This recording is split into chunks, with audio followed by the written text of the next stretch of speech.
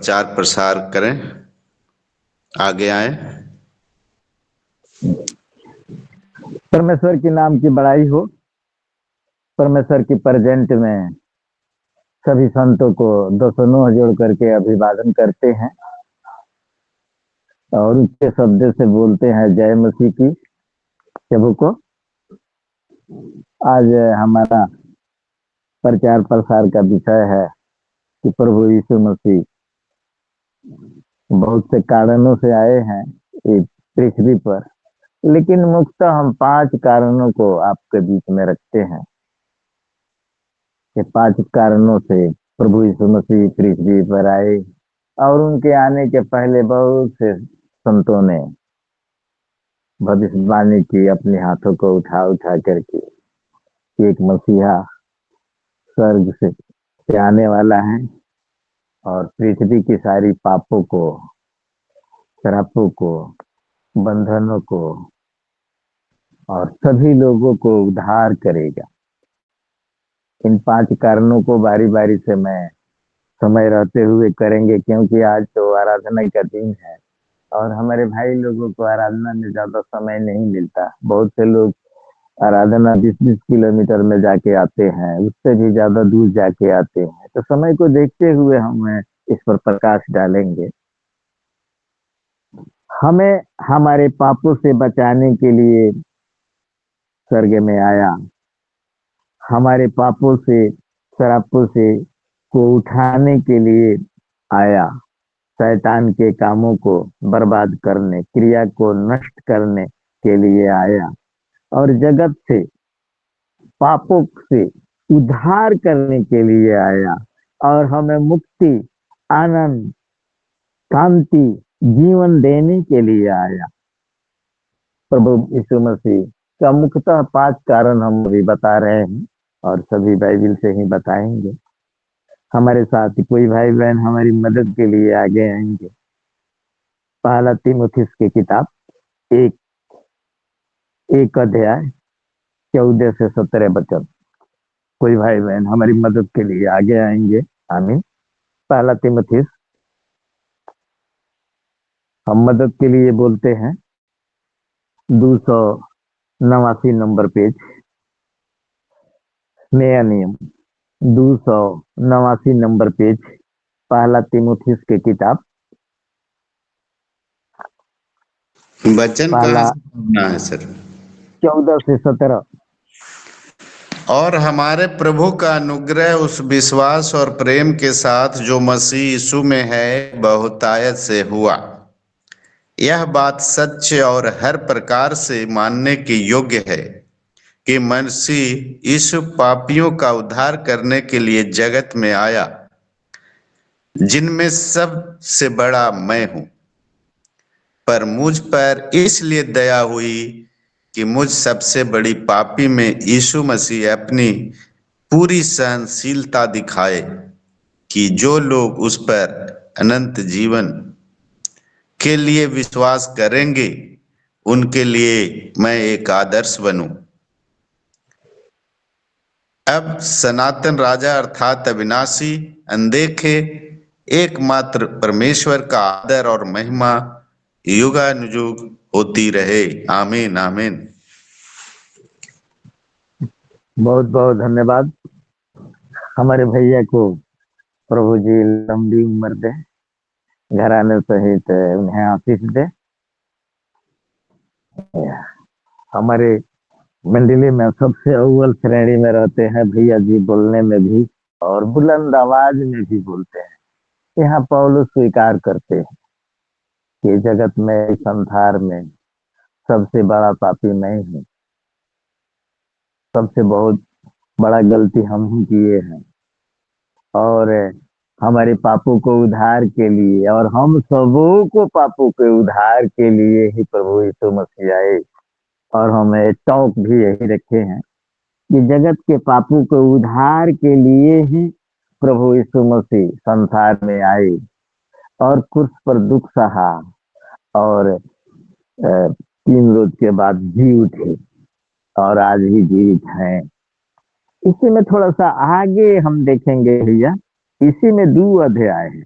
दू के 4 से 6 में भी इसी प्रकार का बात बोलता है। इसी में नीचे जाएंगे दू दू अध्याय, इसमें 4 से 6 में इसी प्रकार का बात बोलता है। जी जी जी। जो यह चाहता है कि सब मनुष्यों का उद्धार हो और वे सत्य को भली भांति पहचान ले, क्योंकि परमेश्वर एक ही है और परमेश्वर मनुष्य के बीच में भी एक ही बिचवई है, अर्थात मसीह यीशु जो मनुष्य है, जिसने अपने आप को सबके छुटकारे के दाम में दे दिया और उसकी गवाही ठीक समय पर दी गई।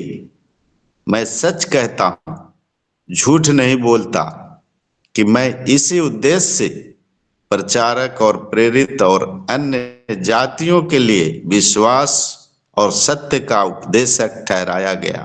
हालेलुया, आमीन।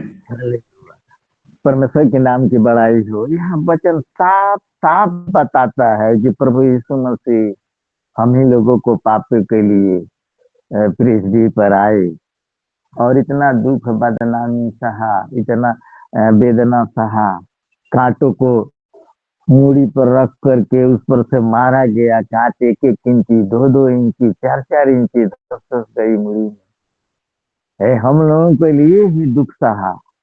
मसीह के लोग बहुत इसको आदर करते हैं, ये सब बोलते हैं। हम अपने जीवन शैली में बताते हैं कि हम सुबह उठते हैं तो उतरने के बाद अब बिछौने पर से ही बोलते हैं कि प्रभु यीशु के लहू में हम अपने घराने को डुबकी लगा दिया।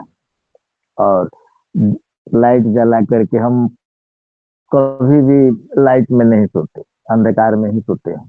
लाइट जला करके अपने दोनों हाथ को लाइट के तरफ ले जा करके और अपने हाथों को देखते हैं और प्रभु का नाम लेते हैं। जब वो कांटों का सीन आ जाता है तो हमारी एकदम मन रोंगटे खड़े हो जाते हैं सुबह में। ये प्रभु, आप हम सबों के लिए इतना दुख उठाया, इतना कष्ट सहा, किंतु आज भी ये दुनिया के लोग इस पर मान नहीं पाते, दुनिया के लोग जान नहीं पाते, दुनिया के लोग को समझाने के बाद भी समझ नहीं पाते। बहुत जगह तो झगड़ा हो जाता है ऐसा कहने के बाद। सभी धर्मों का प्रचार होता है तो लोग हर्षोल्लास के साथ सुन लेते हैं, और जब यीशु मसीह का नाम आता है तो पता नहीं उन लोगों को कहा हो जाता है मानसिकता में कि मसीह के लोगों से लोग नफरत करने लगते हैं। आइए हम आगे बढ़ते हुए, हमारे पापों को उठा ले जाने के लिए प्रभु जगत में आया।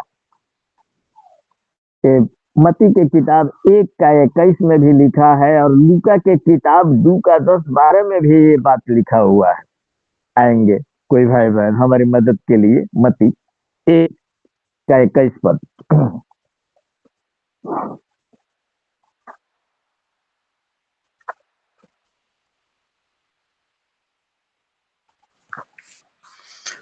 वह पुत्र जनेगी और तू उसका नाम यीशु रखना, क्योंकि वह अपने लोगों का उनके पास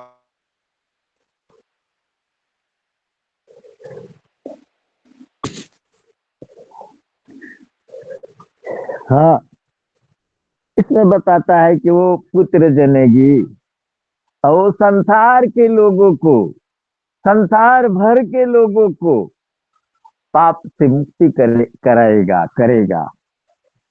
लूका 2:10-12 में भी इसी प्रकार का बात लिखा हुआ है। लूका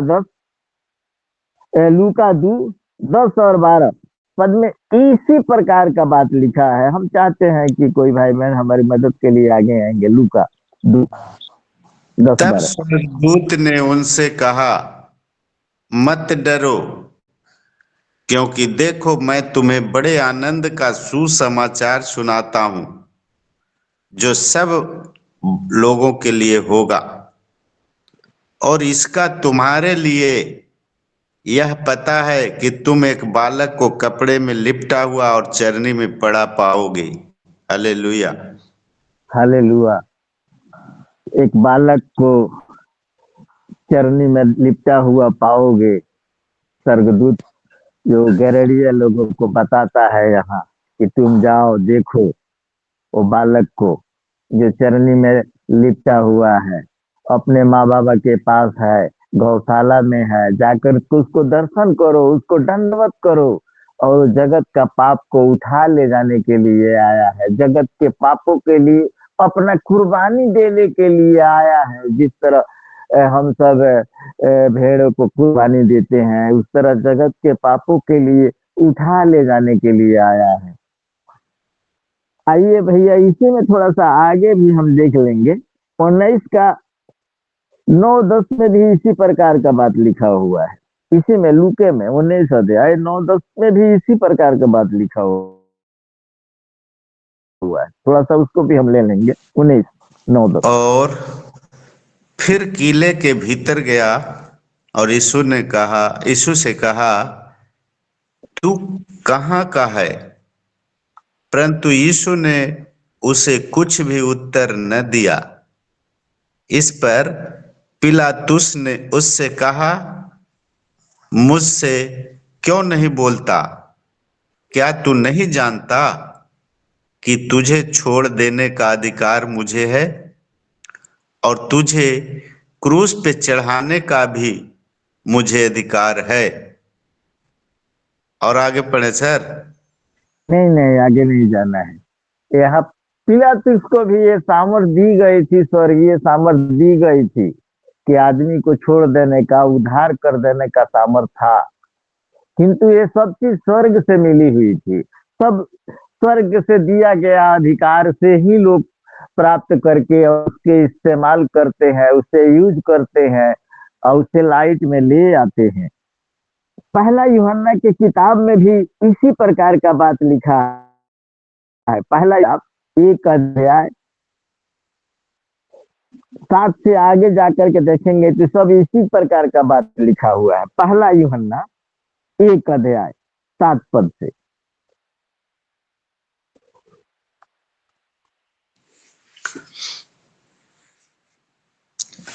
पर यदि जैसा वह ज्योति में है वैसे ही हम भी ज्योति में चलें तो एक दूसरे से सहभागिता रखते हैं 10 तक और जाएंगे भैया, 10 तक जाएंगे, उसके 7 से 10। पुत्र का जी जी जी और उसके पुत्र यीशु का लहू हमें सब पापों से शुद्ध करता है। यदि हम कहें कि हम में से कुछ भी पाप नहीं तो अपने आप को धोखा देते हैं और हम में सत्य नहीं। यदि हम अपने पापों को मान लें तो वह हमारे पापों को क्षमा कर क्षमा करने और हमें सब अधर्म से शुद्ध करने में विश्वास योग्य और धर्मी है। यदि हम कहें कि हमने पाप नहीं किया तो उसे झूठा ठहराते हैं और उसका वचन हम में नहीं है। हालेलुया, आमीन। हालेलुया, आमीन। यीशु का लहू सभी पापों को, शरापों से उद्धार करने के लिए है, सभी दुखों को हरने के लिए है, सभी कष्टों को हरने के लिए है। यीशु के लहू में वो सामर्थ है, वो अभिषेक है कि हमारे मिशन के लोग इस वचन को बार बार लेकर के इस्तेमाल करते हैं। और ये वचन बहुत ही सार्थक और गंभीर वचन है कि यीशु के लहू से तुम्हें छुटकारा देते हैं, तुम्हें चंगाई देते हैं। यीशु का लहू में वो सामर्थ, वो अभिषेक है। आइए हम कुछ वचन को इसमें से अब कटौती करते हुए शैतान को क्रिया को नाश करने के संबंध में हम देखेंगे। शैतान को क्रिया को नाश करने के लिए ही प्रभु आया। पहला यूहन्ना 3:8-10। पहला यूहन्ना 3:8-10।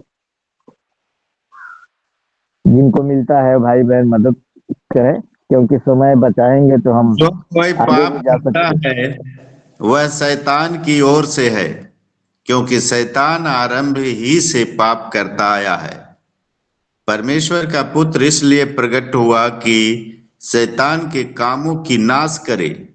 जो कोई परमेश्वर से जन्मा है वह पाप नहीं करता, क्योंकि उसका बीज उसमें बना रहता है, और वह पाप कर ही नहीं सकता, क्योंकि परमेश्वर से जन्मा है।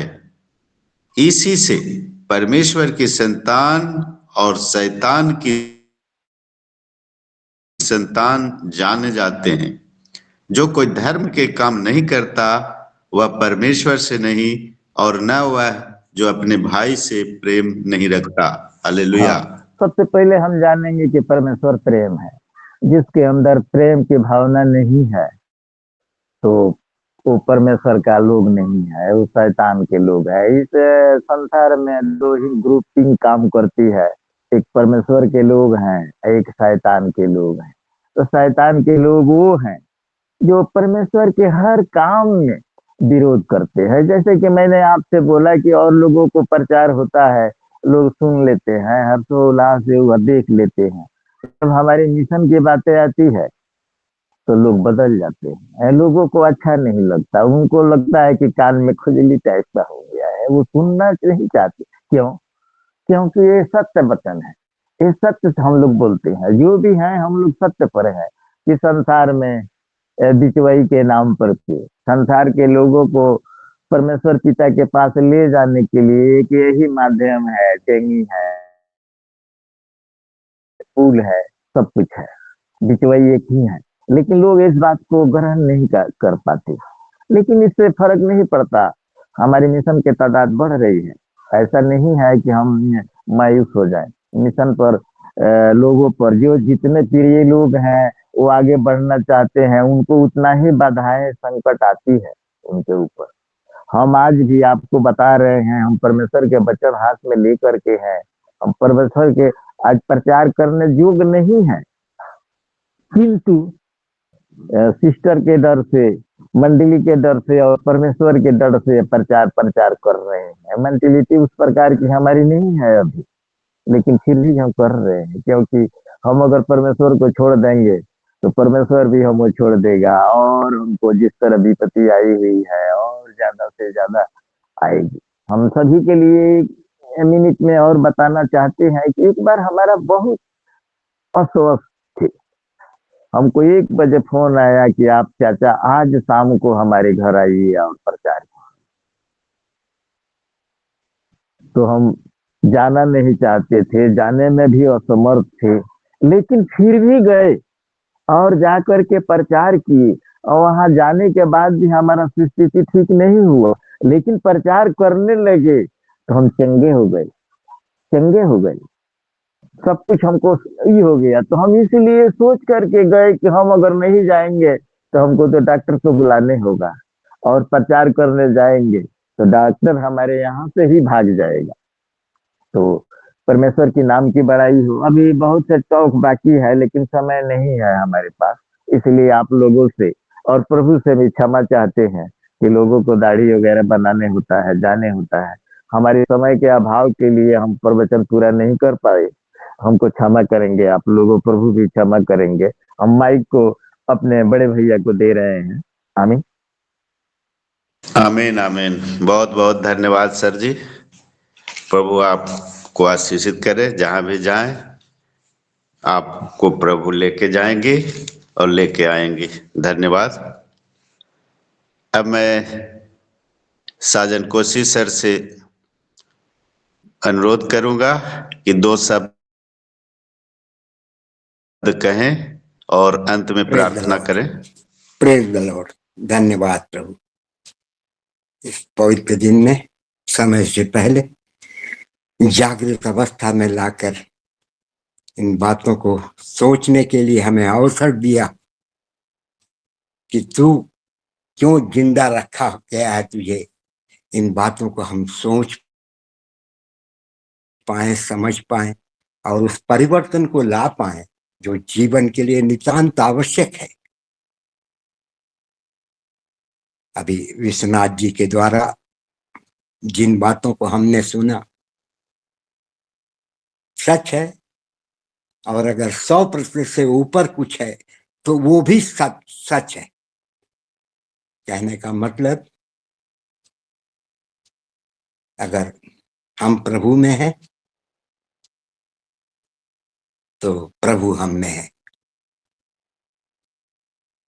पर चुना उसने हमें है। हम उसे नहीं चुन सकते।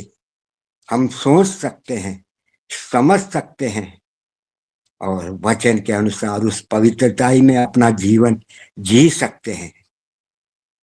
अगर उनका पदार्पण हमारे मनों में है तभी शायद हम उस स्थिति में अपने आप को रख पाएंगे। धन्यवाद प्रभु को। कल परसों भी हम इसी बात को कह रहे थे, सुन रहे थे, समझ रहे थे। सम्मति, दाखलता के समान जीवन हम लिपटे रहें, चिपके रहें, नितांत आवश्यक है।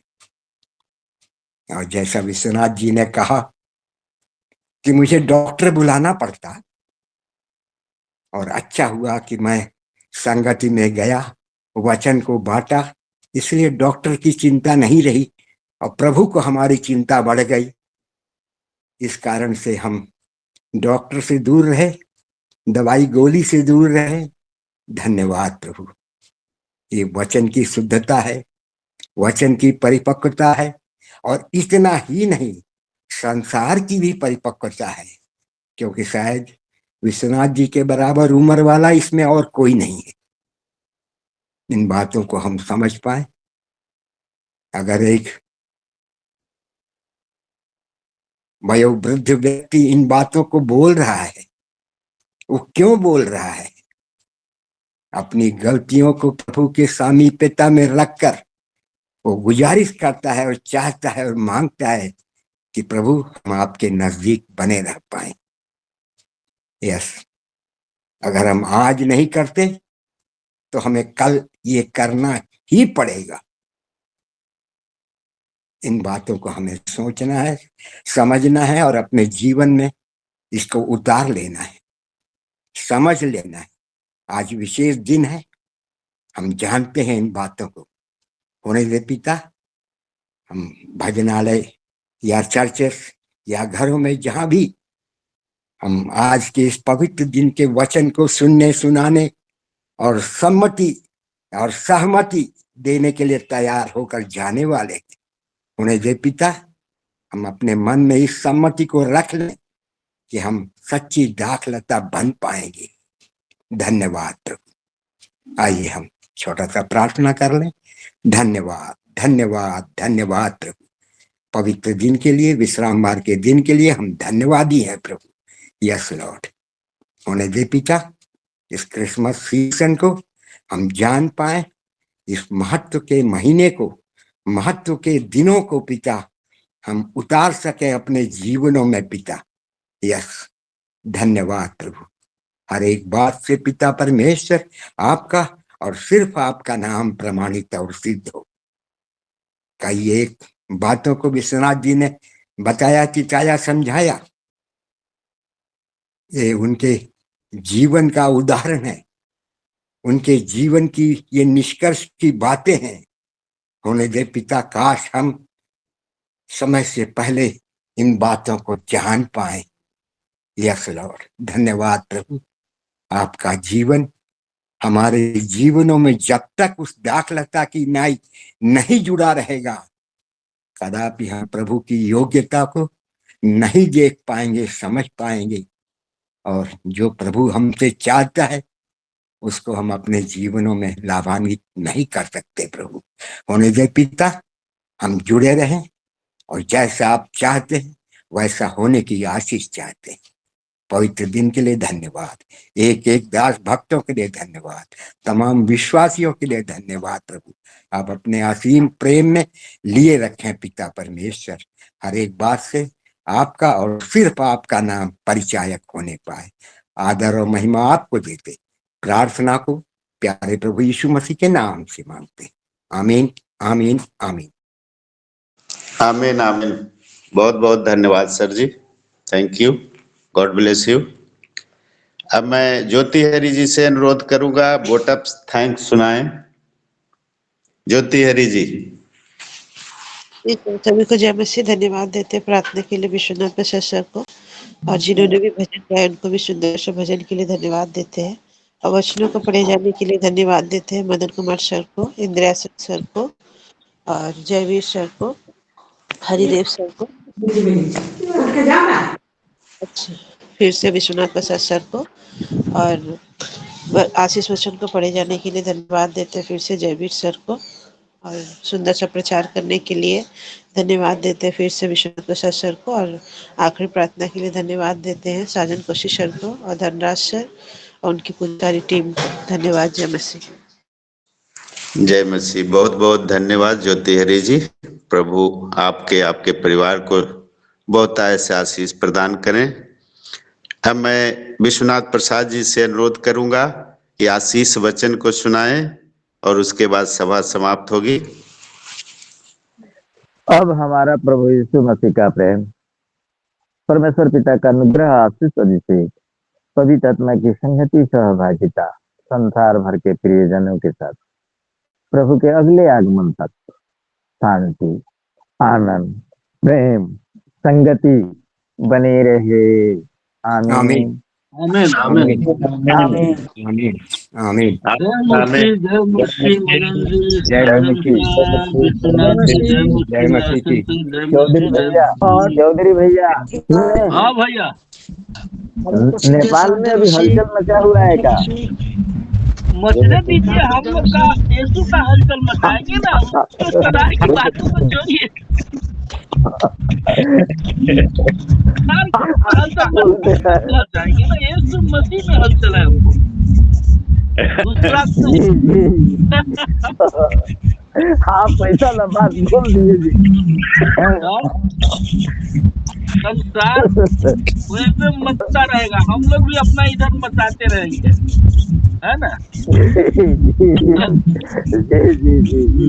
जय मसीह, जय मसीह, जय मसीह। जय मसीह, जय सभी भैया दीदी लोगों को जय मसीह। जय मसीह। सभी भैया दीदी लोगों को जय मसीह। जय मसीह। जय मसीह। Praise the Lord.